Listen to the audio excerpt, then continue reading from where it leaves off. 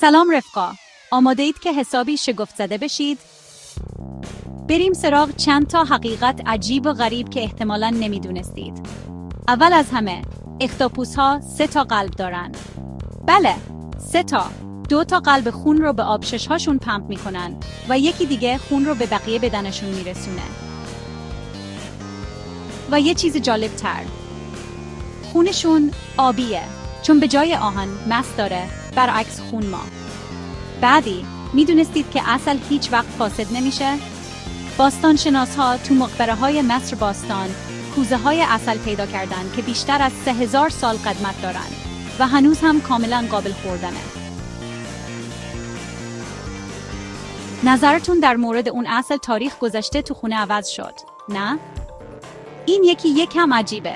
به یک گروه فلامینگو میگن فلامبویانس. احتمالاً با کلاس‌ترین اسمی که تا حالا به یک گروه حیوان دادن. حالا که صحبت از حیوونا شد، گاوها بهترین دوست دارن و اگه از هم جدا بشن، استرس میگیرن. پس دفعه بعدی که یه گاو دیدین، یادتون باشه که یه جایی تو گله یه دوست صمیمی داره. هایک تایم نپارک. خب بریم سراغ یه چیز فضایی.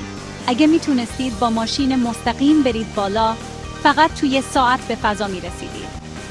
تصور کنید که برای دیدن اون منظره شیشه ماشین رو پایین میدید. و در آخر میدونستید که موز جزو توت هاست، اما توت فرنگی نه؟ هاها، علم بعضی وقتا خیلی عجیب غریبه. خب کدوم حقیقت بیشتر شگفت زدتون کرد؟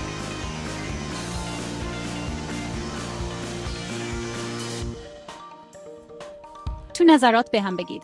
اگه از این دانستنی‌های کوچولو خوشتون میاد، دکمه سابسکرایب رو بزنید و برای شنیدن چیزای جالبتر با ما همراه باشید.